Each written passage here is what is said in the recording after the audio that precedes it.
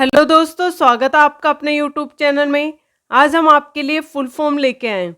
ये वो full form है जो कई बार एग्जामों में पूछी गई है और कुछ तो इतनी ज़्यादा इम्पोर्टेंट है कि हर बार एग्जाम में ज़रूर पूछता है। यहाँ पर पहली दी गई है HIV। HIV की फुल फॉर्म होती है ह्यूमन इम्यूनो डिफिशियंसी वायरस। ये इसकी फुल फॉर्म आपको याद कर लेनी है, स्टार लगा लीजिए, बहुत इंपॉर्टेंट है। और आपको यहाँ पर बता देते हैं जो ये HIV होता है ना, ये एक वायरस होता है जो क्या करता है, शरीर की प्रतिरक्षा प्रणाली पर हमला करता है। ये भी आपको ध्यान रखना है। HIV क्या करता है, हमारे शरीर की WBC को नष्ट करता है, जिससे क्या होता है, प्रतिरक्षा कमजोर हो जाती है। तो ये भी आपको ध्यान रखना है। HIV के बारे में बहुत ही ज़्यादा इंपॉर्टेंट लाइन आपको बता दी है इसके अंदर। सेकंड दिया गया है एड्स। एड्स की फुल फॉर्म हो जाएगी एक्वायर्ड डेफिशिएंसी सिंड्रोम। ये इसकी फुल फॉर्म होती है, ये भी आपको ध्यान रखना है, ये भी बहुत ही ज़्यादा इंपॉर्टेंट है। आपको यहाँ पर बता देता है जो ये एड्स होता है ना, ये गंभीर बीमारी है जो किसके कारण होती है, HIV के कारण होती है।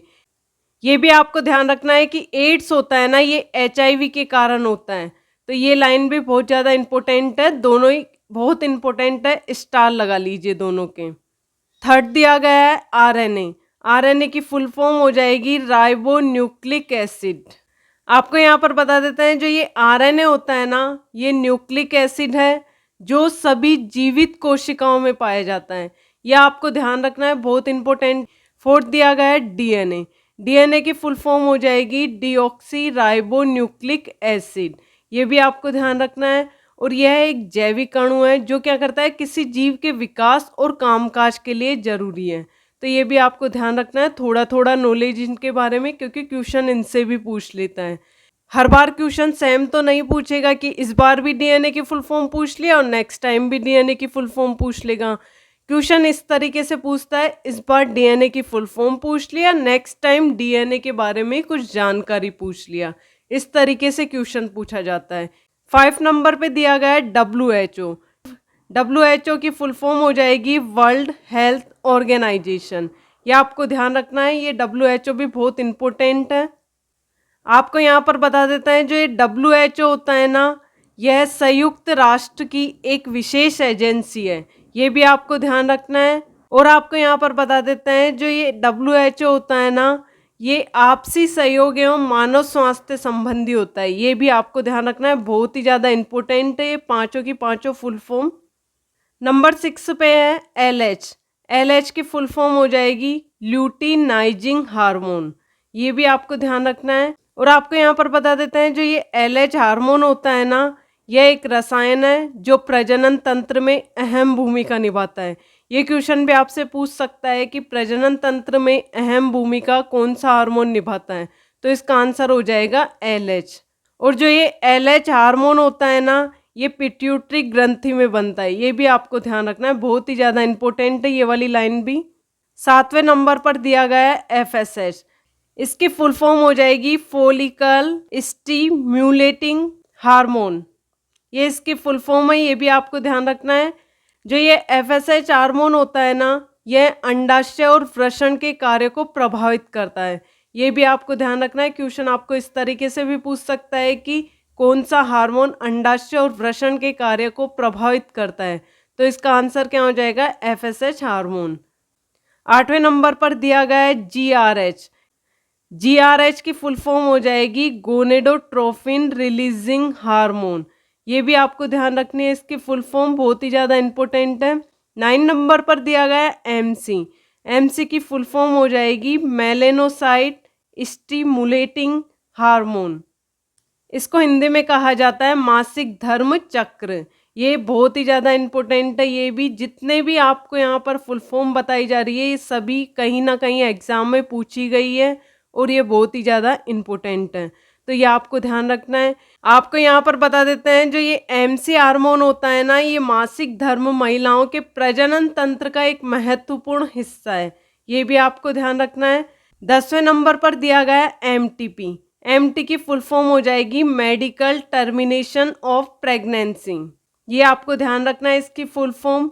यह गर्भपात कराने की एक विधि है जिसमें क्या होता है, 1 या 2 दवाओं का इस्तेमाल किया जाता है। ये भी आपको ध्यान रखना है। 11 नंबर पर है ART। इसकी फुल फॉर्म हो जाएगी असिस्टेंट रिप्रोडक्टिव टेक्नोलॉजी।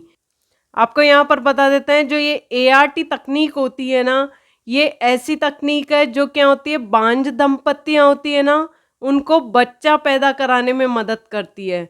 तो ये भी आपको ध्यान रखनी है कि बांझ दंपतियों के लिए ऐसी कौन सी तकनीक है जो बच्चा पैदा कराने में मदद करती है। तो ये कौन सी हो जाएगी, ART। इसकी फुल फॉर्म भी आपको ध्यान रखनी है। 12 नंबर पर है IVF। आजकल IVF से काफ़ी ज़्यादा मदद मिल रही है बांझ दंपतियों को, तो ये भी आपको ध्यान रखना है। IVF की फुल फॉर्म हो जाएगी इन विट्रो फर्टिलाइजेशन। यह आपको ध्यान रखना है, ये भी बहुत ही ज़्यादा इम्पोर्टेंट है। यह एक प्रजनन उपचार है जिसमें क्या होता है, महिला के अंडे और पुरुष के शुक्राणु, इन दोनों को क्या किया जाता है, प्रयोगशाला में मिलाया जाता है, जिससे क्या होता है कि बच्चा पैदा होने में सहायता मिलती है। तो ये भी आपको ध्यान रखना है। इस प्रक्रिया के जरिए बांझ दंपतियों को बच्चा होने का सुख मिलता है। ये आजकल बहुत ही ज़्यादा ट्रेंडिंग में चल रहा है IVF। जिनके बच्चे नहीं होते हैं वो ज़्यादातर IVF से ही करवाने की कोशिश करते हैं। तो ये भी बहुत ज़्यादा इम्पोर्टेंट है, क्वेश्चन आपको इससे पूछ सकता है, इसलिए आप इसको स्टार लगा लीजिए। 13 नंबर पर दिया गया है IUT। IUT की फुल फॉर्म हो जाएगी इंट्रा यूटेराइन ट्रांसफ़र। IUT होता है ना, यह एक भ्रूण को गर्भाशय में स्थानांतरित करती है। तो ये भी आपको ध्यान रखना है। 14 नंबर पर दिया गया है IUI। इसकी फुल फॉर्म हो जाएगी इंट्रा यूटेराइन इंसेमिनेशन। ये इसकी फुल फॉर्म है, आपको याद रखनी है। इसमें क्या होता है, पुरुष के शुक्राणु को सीधे महिला के गर्भाशय में डालते हैं। इस प्रक्रिया से गर्भधारण की संभावना बढ़ जाती है। ये भी आपको ध्यान रखना है। 15 नंबर पर दिया गया है ICSI। इसकी फुल फॉर्म हो जाएगी इंट्रासाइटोप्लाज्मिक स्पर्म इंजेक्शन। आपको यहाँ पर बता देते हैं, जो ये ICSI होता है ना, इसको किस में काम में लिया जाता है। यह एक महीन सुई की मदद से एक या कई शुक्राणुओं को सीधे अंडे में इंजेक्ट करती है। तो ये भी आपको ध्यान रखना है, बहुत इंपॉर्टेंट है ये फुल फॉर्म भी। 16 नंबर पर दिया गया है जिफ्ट, ZIFT। इसकी फुल फॉर्म हो जाएगी जाइगोट इंट्राफेलोपियन ट्रांसफ़र। यह भी एक प्रजनन तकनीक है जिसका इस्तेमाल किस में किया जाता है, बांझ दंपतियों को गर्भवती होने में मदद करने के लिए इसका उपयोग किया जाता है। ये भी आपको ध्यान रखना है। और 17 नंबर पर दिया गया है गिफ्ट, GIFT। इसकी फुल फॉर्म हो जाएगी गैमेट इंट्राफेलोपियन ट्रांसफ़र। ये इसकी फुल फॉर्म आपको याद रखनी है, ये दोनों बहुत ही ज़्यादा इम्पोर्टेंट हैं। आपको यहाँ पर बता देते हैं, जो ये गिफ्ट होता है ना, इसकी मदद से अंडे और शुक्राणु को फैलोपियन ट्यूब में डाला जाता है, जिससे क्या होता है, गर्भधारण की संभावना बढ़ जाती है। ये उनके लिए काम में लिया जाता है जिनको बच्चे होने में तकलीफ होती है, कुछ ना कुछ प्रॉब्लम होती है, उनमें काम में लिया जाता है ये। 18 नंबर पर दिया गया है STD। STD की फुल फॉर्म हो जाएगी सेक्सुअली ट्रांसमिटेड डिसीज़। इसे यौन संचारित संक्रमण भी कहा जाता है, ये भी आपको ध्यान रखना है। 19 नंबर पर दिया है माल्ट, MALT। इसकी फुल फॉर्म हो जाएगी म्यूकोसा एसोसिएटेड लिम्फोइड टिश्यू। ये इसकी फुल फॉर्म आपको याद रखनी है ऐसे कैसे। 20 नंबर पर दिया गया है CMI। इसकी फुल फॉर्म हो जाएगी सेल मीडिएटेड इम्यूनिटी। ये भी आपको ध्यान रखनी है, इसकी फुल फॉर्म भी। यह एक प्रकार का प्रतिरक्षा प्रतिक्रिया है, ये भी आपको थोड़ा सा ध्यान रखना है नॉलेज के लिए। NACO। इसके फुल फॉर्म हो जाएगी नेशनल एड्स कंट्रोल ऑर्गेनाइजेशन। ये इसकी फुल फॉर्म आपको याद रखनी है। और जो ये NACO होता है ना, यह भारत सरकार के स्वास्थ्य और परिवार कल्याण मंत्रालय के लिए अंतर्गत आने वाला विभाग है। ये भी आपको ध्यान रखना है कि स्वास्थ्य और परिवार कल्याण मंत्रालय के अंतर्गत आने वाला विभाग कौन सा है, तो वो हो जाएगा NACO, National AIDS Control Organisation. ये भी आपको ध्यान रखना है। 22 नंबर पर दिया गया है SCP। SCP की फुल फॉर्म हो जाएगी सिंगल सेल प्रोटीन। SCP होता है ना, ये क्या होता है, एक खाद्य प्रोटीन होता है जो मानव और पशुओं के आहार में प्रोटीन के वैकल्पिक स्रोत हैं। ये भी आपको ध्यान रखना है कि प्रोटीन का आधार कौन है इनमें से।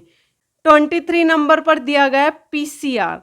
पीसीआर की फुल फॉर्म हो जाएगी पॉलीमरेज चेन रिएक्शन। ये भी आपको ध्यान रखना है, इसकी फुल फॉर्म बहुत ही ज़्यादा इंपॉर्टेंट है, स्टार लगा लीजिए आप इसके भी। पीसीआर होता है ना, इसका इस्तेमाल कहाँ पर किया जाता है? डीएनए या आरएनए, या तो डीएनए होगा या आरएनए होगा कि किसी खास हिस्से की लाखों या अरबों प्रतिक्रिया बनाने के लिए इसका उपयोग किया जाता है। 24 नंबर पर है जीएमओ। जीएमओ की फुल फॉर्म हो जाएगी जेनेटिकली मॉडिफाइड ऑर्गेनिज्म। ये भी बहुत ज़्यादा इंपॉर्टेंट है, इसकी फुल फॉर्म भी ऐसे के ऐसे पूछ लिया जाता है क्वेश्चंस में। आपको यहाँ पर बता देते हैं, जो जीएमओ होता है ना, वो जीन को जेनेटिक इंजीनियरिंग की मदद से बदला जाता है, तो ये भी आपको ध्यान रखना है। 25 नंबर पर दिया गया है बीओडी। ये भी बहुत ज़्यादा इंपॉर्टेंट है, स्टार लगा लीजिए। इसकी फुल फॉर्म हो जाएगी ऑक्सीजन डिमांड। ये आपको ध्यान रखनी है। यह जल प्रदूषण से संबंधित होती है और इसका उपयोग किस में किया जाता है? जल निकाय में प्रदूषण के स्तर को मापने के लिए किया जाता है। 26 नंबर पर है बीटी। ये भी बहुत ही ज़्यादा इंपॉर्टेंट है बीटी। आपको यहाँ पर बता देते हैं, जो बीटी होता है ना, ये एक बैक्टीरिया है जो प्राकृतिक रूप से क्रिस्टल प्रोटीन बनाता है। ये भी आपको ध्यान रखना है, जो कई कीटों के लिए जहरीला होता है। और ये किसके अंदर लगता है? बीटी फसल के अंदर लग जाते हैं ये बैक्टीरिया। ये कौन सी वाली फसल में सबसे ज़्यादा लग जाते हैं बीटी? तो ये कपास में सबसे ज़्यादा लग जाते हैं बीटी बैक्टीरिया। ये भी आपको ध्यान रखना है। 27 पर दिया गया है वीडी। वीडी की फुल फॉर्म हो जाएगी वेनेरल डिजीज। आपको यहाँ पर बता देता है, जो ये वीडी है ना, ये एक प्रकार का एसटीडी है। एसटीडी की फुल फॉर्म आपको आगे बताई गई थी। यह एक यौन संचारित रोग भी कहा जाता है इसको। ये भी आपको ध्यान रखना है। 28 पर है ईटीटी। इसकी फुल फॉर्म हो जाएगी एम्ब्रियो ट्रांसफर टेक्नोलॉजी। ये भी बहुत इम्पोर्टेंट है। 29 पर है IUCN। ये भी बहुत ज़्यादा इम्पोर्टेंट है IUCN। इसकी फुल फॉर्म हो जाएगी international union for conservation of nature. ये आपको ध्यान रखनी है, इसकी फुल फॉर्म बहुत ज़्यादा इम्पोर्टेंट है। आपको यहाँ पर बता देते हैं, जो ये IUCN है ना, यह दुनिया का सबसे पुराना संगठन है जो मुख्य रूप से जैव विविधता के संरक्षण के लिए बनाया गया है। तो ये भी आपको ध्यान रखना है कि जो ये IUCN होता है ना, ये किसके लिए बनाया गया है? जैव विविधता के लिए बनाया गया है। ये भी आपको ध्यान रखना है। और लास्ट है 30 पे, इसका आंसर आप कमेंट बॉक्स में कमेंट कीजिए। आपको इन सब की फुल फॉर्म याद करनी है। ऐसा नहीं है कि आप एक बार इसको पढ़ेंगे और साथ के साथ याद हो जाएगा। इसको आप बार बार रिवाइज कीजिए, और जहाँ पर भी नाम आता है, जैसे एसटीडी आ गया, तो एसटीडी को पढ़ के नहीं छोड़ना है आपको। पहले एसटीडी के बारे में जानो कि वो क्या बोल रहा है, और फिर एसटीडी की फुल फॉर्म आप साथ के साथ याद करते हुए चलिए। इससे ये होगा कि आपका डबल रिवाइज हो जाएगा और आप कभी भी नहीं भूलोगे इनको।